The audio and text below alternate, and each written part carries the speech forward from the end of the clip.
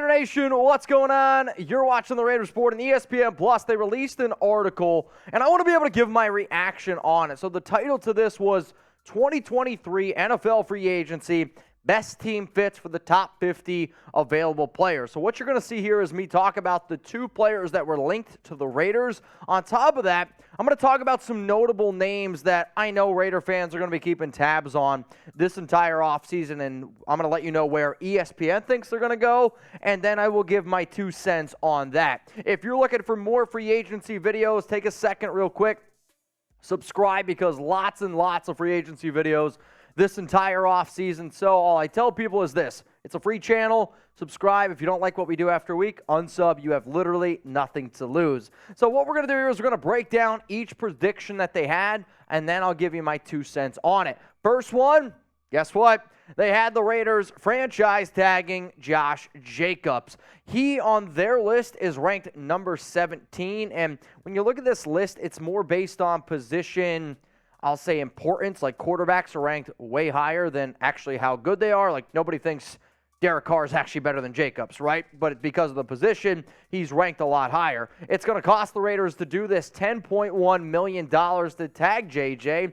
And realistically, when you think about why would the Raiders do it, they would do it because of the season that Jacobs is coming off of. If he was just having a normal year, you don't do this move. But this is what ESPN had to say on the Raiders keeping Jacobs. I have Jacobs returning to Vegas on the franchise tag after posting career highs in rushing attempts, rushing yards, and receiving yards in Josh McDaniels' offense. I do think one of the key factors in this decision-making process is you don't know who the quarterback is right now. So whether it's Aaron Rodgers, whether it's a rookie, whether it's another guy that you bring in, I would imagine that this coaching staff wants to have the running back that had over 2,000 total yards, the first time a back has had over 2,000 yards on a Raiders since Marcus Allen. If you're in the same conversation as Marcus Allen, you're doing the right things. Then ESPN continued to say he shows lateral agility and big play chops, posting 41 rushes of 10 yards or more last season. Second most in the NFL. We know the scheme fit works, and the Raiders place a lot of importance on their run game. I know the fact that the Raiders have Zamir White. I know the fact that the Raiders have Brandon Bolden. I'm hoping that they move on from Bolden, and we'll see what they decide to do with Amir Abdullah. But the fact that how well Jacobs was able to run in this offense, if I was Jacobs, I would also want to be a Raider, which, guess what? He has said time and time again he wants to remain on the team. That could be even more true of 2023 when Las Vegas will have a new starter at the quarterback position. Essentially what ESPN is saying is you had a mediocre guy in Derek Carr, and Jacobs still put up over 2,000 yards. Imagine if you get a better quarterback. Sure, he might lose some of the total yards, but what if the touchdown numbers go up? And if you have a great running back, that also is going to help out a defense, keeping them off the field. Keeping Josh Jacobs in the silver and black, repping that emblem, is the best thing possible, I do think, for this organization if you're trying to win this upcoming season. So in terms of franchise tagging Jacobs, you got to do it between the window of February 21st and March 7th, 4 p.m. Eastern Time. I will continue to pound my fist on the table and say that you got to give him the non-exclusive tag. Yes, you could potentially lose him, but I'm willing to take that risk because, let's face it, 2 first-round picks for Josh Jacobs, it's simply the right move to do. When you look at the Raiders running back depth chart, the other reason why I would keep Jacobs is because I don't have a lot of confidence in anybody else. Amir Abdullah cannot be a main running back. He's a free agent anyway. Zamir White, good back, will never be, I think, a true starting caliber running back in the NFL. Brandon Bolden, he stinks. Britton Brown, yeah, you drafted him, but same thing. You drafted him in the 7th. I like Sincere McCormick a lot. He has actually the highest upside on the Raiders. Jacob Johnson, free agent.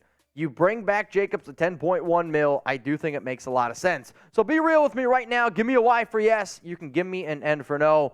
Will the Raiders keep Jacobs? It's not a matter of what you want them to do or what you don't want them to do. It's what you think ends up happening. Look into that crystal ball right now and type a Y for yes, or I want you to type your N for no. If the Raiders are trying to win now, the answer is yes. If the answer is no, we want to be able to stock up with some picks, then I think that you save that $10.1 million and you look forward to continue to try to rebuild to hopefully the rebuild isn't all too long. So when you think about, though, how great of a running back Jacobs has been, there are going to be some people out there that are worried about franchise tagging him. I will say there is another option that you could potentially go with. But over the past 4 years, the most total yards in the National Football League from the running back position, Derrick Henry, Dalvin Cook, Nick Chubb. All of these running backs right here, hell, even Alvin Kamara, they're in this interesting realm of money. And if I'm Jacobs, I'm seeing myself on this list here. I'm like, well, I'm top 5. When I look at the other top 5 running backs on this list, they're making somewhere between $15 million and $12.2 million per year. Usually when a team pays a running back, people get nervous in terms of, okay, are they just going to put their feet up? Are they going to get lazy? Are they still going to push for that contract? I will say in the first few years of both Chubb, Cook, and Derrick Henry, they've been successful.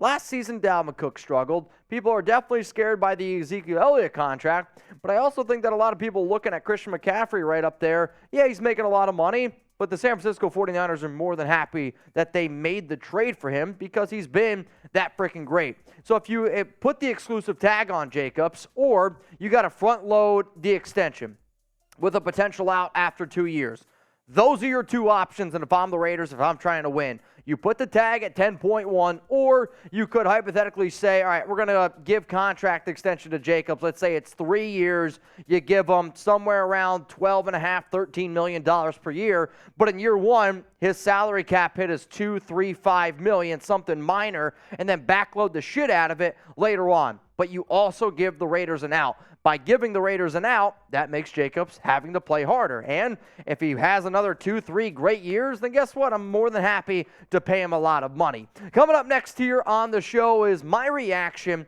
to ESPN linking David Long Jr. to Las Vegas the same way that they linked Josh Jacobs. Before I get into that, today's show is sponsored by AG1, and I want you to build a better health. Let's say, hypothetically speaking, you drank all weekend for your birthday.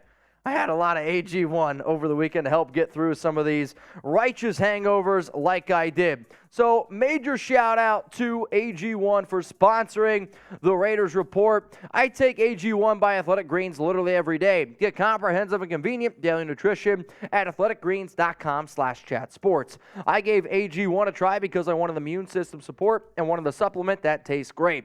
I take AG1 in the morning and it makes me feel ready to take on my day. My grandma always said the early bird gets the worm, and AG1 inspires and motivates me to get as many worms as possible every day. AG1 really helps me getting my day started.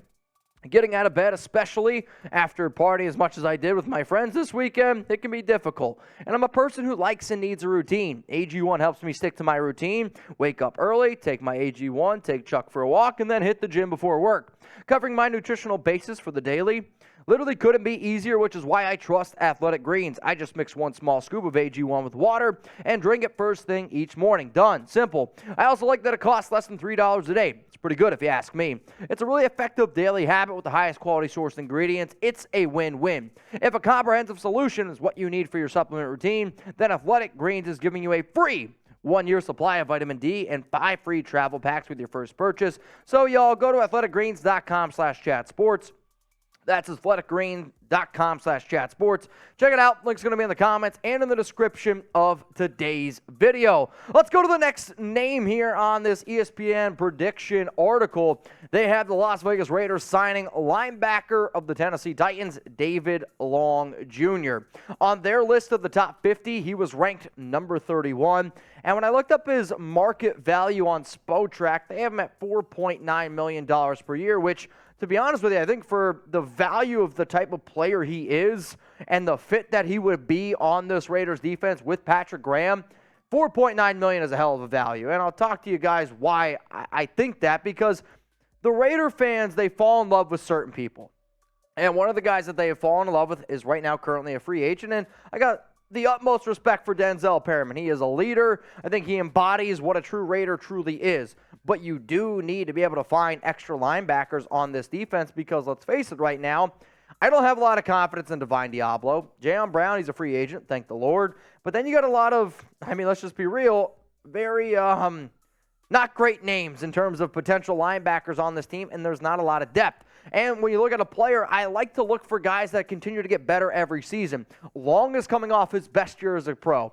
86 tackles, 7 tackles for loss, 5 PBUs, 2 interceptions. He showed me when I turned on the tape that not only can he be a run stopper, but he also has been getting better in terms of coverage. And so when I saw what ESPN had to say on the Raiders signing him, I was interested in it. Long would fill a critical need for the Raiders as a second-level linebacker with the natural instincts to track the ball and finish. For the long time, I know the Raiders have been looking for a linebacker that can not only set the tone, but that can be a true every down LB, and that's what David Long, I'm hoping, is able to bring to the table. Does he have some issues with injury? Yes, he definitely does. But I also know that there is that connection there with Mike Vrabel and with this Raiders coaching staff. Here's also what ESPN had to say. Las Vegas was 27th in yards allowed per play last season at 5.8, and Long at 5'11", 227 pounds, was one of the best off-ball run defenders I watched on tape in 2022. So I saw that quote, and I agree that he was one of the best off-ball run defenders that I saw on tape. And I know if the Raiders, hopefully the defensive tackle room is, let's face it, a little bit better, that you're hoping that you can find another great run stopper. And if you can find somebody better than Denzel Perriman, why would you not try to at least look into it? In 12 games for the Titans last season, Long registered 86 tackles, 2 interceptions, and 6 pass breakups. That is according to ESPN. So when I saw the Raiders get projected to him, it makes sense. You got a major need at linebacker. It's not going to cost a lot, and everybody that I talk to, it does sound like Ziegler is going to be a little bit, easy on the money. So before I give my grade in terms of how much does this make sense for the silver and black, I want you to grade it. Let's say we're live right now here on the show, and I'm like, hey, the Las Vegas Raiders, they have just signed linebacker David Long Jr. How would you rank it? A, B, C, D, or F? A, we've all been to school. It's great. F, it absolutely stinks. When I think about this, it does come down to monetary value. It comes down to how much is it going to cost. And if the Raiders were able to sign Long to $6 million per year, I would give that an A grade. And the reason why I'm going to give it an A grade is because I know a lot of fans out there love Denzel Perriman. I'm telling y'all right now, David Long Jr. is an upgrade over Perriman. And I believe Perriman is going to be somewhere around that $5 million number. If David Long Jr. is $7 million and Perriman is $4 million, well, then that starts to become a little bit of a different conversation. I would still rather have Long. There's going to be fans out there that are nervous because of how bad Jayon Brown was last season. But they're totally different players in my personal book, where Brown was a better coverage linebacker and then started to decline, where you got David Long here. He's been getting better and better and better, especially over the past 2 seasons. Over 75 tackles. The tackles for loss are there. The interceptions are there. The pass breakups are there. And then when you also see, okay, the tape lines up with the numbers, and then it lines up with PFF, that's when me as an analyst, I have that sigh of relief, right? Because sometimes you watch the tape, and then you also look at the numbers, they don't align. When it's 3 for 3, that's a good sign. And then when you look at the career PFF grades for him, I really only want you to look at the last 2 seasons, where 67.4 overall in 2021, that got boosted up to 76.2 overall in 2022. Run defense grade last season, an 89. That is elite. Pass rush grade, 80.1. A coverage grade of 62.9. And when you think about how Tennessee used him in terms of snaps, they used him in some different realms. 740 overall snaps on the defense last season, 216 stopping the run. They used him in pass rush situations 47 times. They dropped him back into coverage 477. For you to drop back a linebacker that much, that shows confidence, and I'm hoping that the Raiders show some confidence in Brown as well. It is a big-time need. It's not going to cost a lot of money, which is why I like the idea of the Raiders potentially bringing in David Long Jr. Next up here on this show, we're going to also look at some notable free agency predictions from ESPN. 3 names to hit on. Before I get into that, remember, y'all, Instagram, Twitter is where to stay up to date on even more Raiders news that I put out. Twitter is a lot more news. Instagram's personal stuff, like Chuck today ripped off his freaking fingernail or toenail, whatever you want to call it, and he's going to be wearing one of those cones. You're going to see a lot of Chuck Cone Instagram pics probably. And then, as always, on Locals, Raidersport.locals.com. In terms of ESPN predictions, they had Derek Carr going to the New Orleans Saints, which it makes sense. It's a team he visited with twice. He also had his wife there. That's been my top team, though the New York Jets are starting to sneak up.